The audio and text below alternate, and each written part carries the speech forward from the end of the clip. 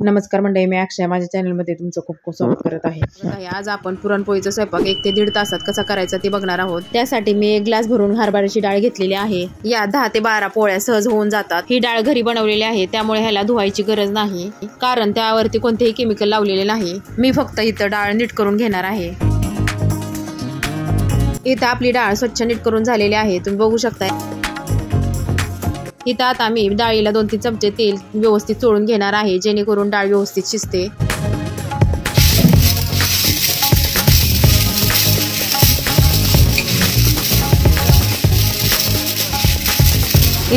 इथं मी पातेल्यात 2-3 ग्लास पाणी गरम करण्यासाठी ठेवलं होतं। त्यात थोडंसं चिमूटभर मीठ टाकून घेत आहे। गरम झालेल्या पाण्यात आपल्याला डाळ टाकून घ्यायची आहे। डाळीला चांगली उकळी येऊन द्यायची आहे, नंतर त्यावरती झाकण टाकायचं आहे। मी शेजारीच लगेच भात घालून घेतलेला आहे। आपण तोपर्यंत कणिक मळून घेऊयात। मी परातीत आधीच छोटे मीठ टाकून घेतलेले आहे आणि त्यात पीठ चाळून घेत आहे। सुरुवातीला आपण घट्टसर कणिक मळून घ्यायची आहे, कारण पुरण गुळवणी आणि आमटी होईपर्यंत आपली कणिक भिजणार आहे। कारण कणिक भिजल्यानंतर आणखीनच पातळ होते, मग आपल्याला ती व्यवस्थित चोळता येत नाही। आपल्याला ही कणिक पाण्यात आणि तेलात व्यवस्थित चोळून घ्यायची आहे, त्यामुळे घट्टच कणिक मळायची आहे। कणिक चांगली मळून घेतल्यामुळे पोळ्या एकदम लुसलुशीत आणि मऊ होतील।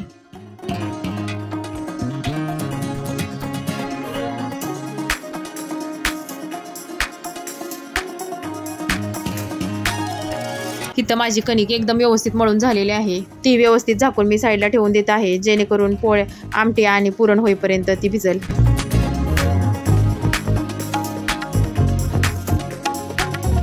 डाळीला चांगली उकळी आलेली आहे, त्यावरती मी झाकण ठेवलेले आहे आणि त्या झाकणात 2 ग्लास पाणी ओतून घेतलेले आहे। आणि मी कणिक मळून झाल्यानंतर लगेच आमटीचं सामान काढून घेतलेलं होतं। आता आपण आमटीचं सामान काय काय लागणार आहे ते बघू। कांदा, टोमॅटो, कोथिंबीर, लसूण, खोबरं आणि मिरची।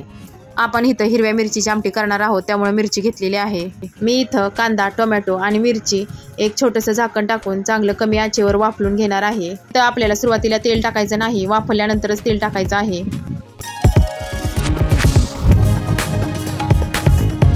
आपली कणिक मळून होईपर्यंत आणि आमटीचं सामान काढेपर्यंत पुरण एकदम मऊ झालेलं आहे। आपली डाळ एकदम मऊ झालेली आहे, अजिबात हाताला चरबट लागत नाही। हाताला डाळ चरबट लागली तर पुरण एकदम कोरडं पडतं, त्यामुळे डाळ एकदम व्यवस्थित शिजवून घ्यायची आहे। मी इथं आता डाळीतलं पाणी काढून घेत आहे। आम्ही ह्याला येळवणी म्हणतो। डाळीतलं पाणी पुरणाच्या चाळणीने सुद्धा तुम्ही काढू शकता, पण माझी चाळण खराब झाल्यामुळे मी पातेल्यावरती ताट ठेवून व्यवस्थित डाळीतलं पाणी काढून घेत आहे। डाळीतलं पाणी एकदम घट्ट निघलेलं आहे, कारण आपली डाळ व्यवस्थित शिजलेली होती।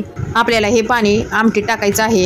इथं आता आपण गूळ टाकून घ्यायचा आहे। मी 1 ग्लासला थोडंसं एकदम कमी गूळ टाकलेला आहे। पुरणपोळी गोडच चांगली लागते, कमी गोड बरोबर लागत नाही। इथं मी सुंठ टाकून घेत आहे। इथं जायफळ आणि वेलची सुद्धा टाकू शकता तुम्ही।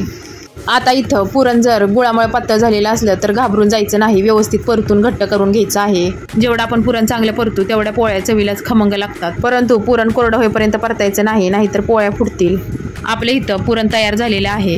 इथं आता मी पुरण मिक्सरमध्ये बारीक करून घेतलेलं आहे, एकदम पुरण मऊ झालेलं आहे। आपले पुरण होईपर्यंत कांदा, टोमॅटो, मिरची चांगली वाफलून निघलेली आहे। आता याला तेल टाकून व्यवस्थित परतून घ्यायचं आहे।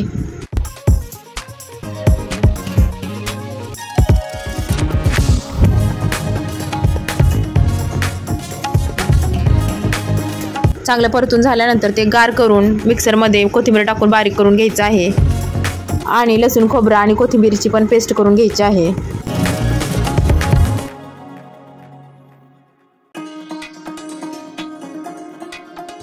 आता मी कढईत तेल टाकून घेतलेलं आहे, त्यात जिरे आणि कढीपत्ता चांगला तडतडून देत आहे। कढीपत्ता आणि जिरे चांगला तेलात व्यवस्थित भाजून घ्यायचं आहे, त्यामुळे आमटीला खमंग वास येईल।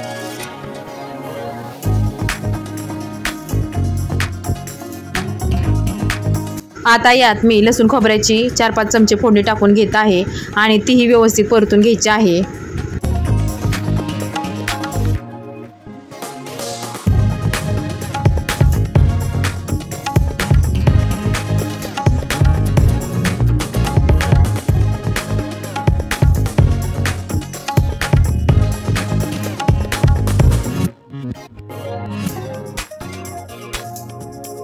आता इथं लसूण खोबरं व्यवस्थित परतून झालेलं आहे। इथं 1 चमचा मीठ टाकत आहे, जेणेकरून आपला मसाला व्यवस्थित परतला जाईल। यानंतर लसूण, कांदा, मिरचीची पेस्ट तेलात टाकून घेत आहे। आणि तीही व्यवस्थित तेल सुटेपर्यंत आपल्याला परतून घ्यायची आहे. इथं मी आता हळद टाकून घेत आहे.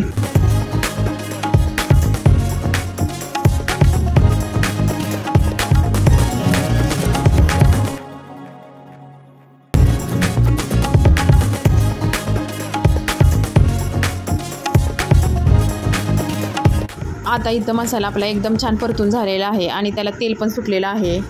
आता इथं आपल्याला येळवणी टाकून घ्यायचं आहे, म्हणजे डाळीचं पाणी टाकून घ्यायचं आहे आणि त्यात 1-2 ग्लास पाणी टाकून आपल्याला पाहिजे तेवढी आमटी करून घ्यायची आहे. या मसाल्यामुळे एकदम घट्ट आमटी होते. आमटीला उकळी येईपर्यंत कमी आचेवर गॅसवर ठेवून द्यायची आहे. मी आता इथं एकदम व्यवस्थित भरपूर तेल लावून आणि पाणी लावून कणिक चोळून घेतलेले आहे.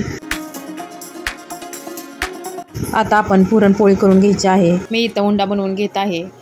यात आपल्याला भरपूर पुरण भरून घ्यायचं आहे, जेणेकरून आपली पोळी एकदम टंब फुगेल. पुरण आपण उंड्यात व्यवस्थित भरलं नाही तर एकदम कणकीगत पोळी लागते. आणि हुंडा व्यवस्थित बंद करून घ्यायचा आहे, म्हणजे पोळी फुटणार नाही. हुंडा व्यवस्थित बंद करून घेतला नाही तर पुरण बाहेर येते आणि पोळी फुटते. आता हुंडा आपण हलक्या हाताने लाटून व्यवस्थित घ्यायचा आहे. पीठ भरपूर टाकायचं आहे, जेणेकरून पोळी आपली सरकेल. हलक्या हाताने हुंडा लाटल्यावरती पुरण सगळीकडे पसरते. पोळी मध्ये मध्ये लाटताना सारखी उलटायची आहे, म्हणजे सर्व कडा एकसारख्या लाटल्या जातील. तुम्ही बघू शकता माझी तव्यातली पोळी एकदम कशी टम्म फुगलेली आहे.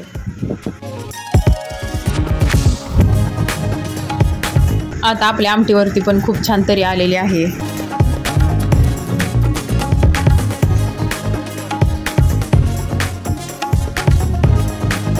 पोळी मी लाटते तशी पलटी करत करतच लाटायची आहे, जेणेकरून सगळीकडे पुरण कडेपर्यंत शिरतं.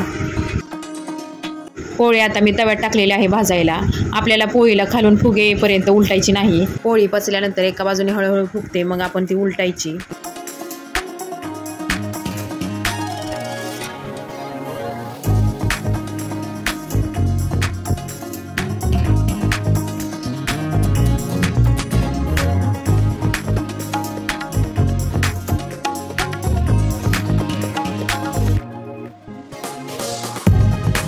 बघा आपली पोळी किती छान फुगलेली आहे. पोळीला दोन्ही बाजूने व्यवस्थित तेल लावून घ्यायचं आहे आणि दोन्ही बाजूने खरपूस भाजून घ्यायचे आहे. आपली पोळी दोन्ही बाजूने व्यवस्थित छान भाजलेली आहे. आता ती काढत आहे मी.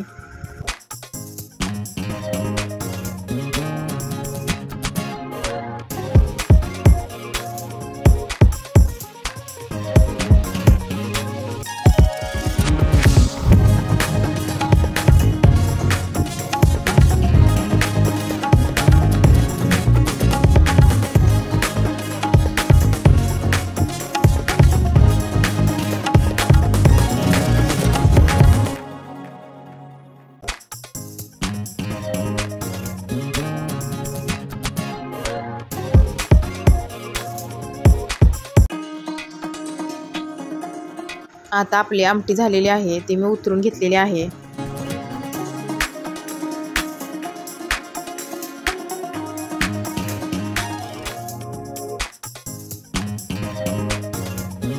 मी इथं पाण्यात गूळ टाकून आणि त्यात सुंठ टाकून गुळवणी करून घेतलेला आहे.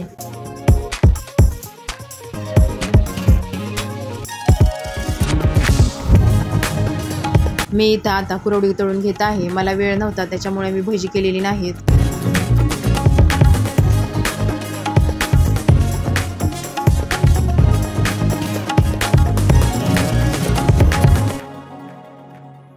झाला आपला आता एकदम छान पद्धतीने पुरणपोळीचा स्वयंपाक. तुम्हाला माझा व्हिडिओ आवडल्यास लाईक शेअर सबस्क्राईब करायला विसरू नका. पुन्हा भेटूया नवीन व्हिडिओ. चला बाय.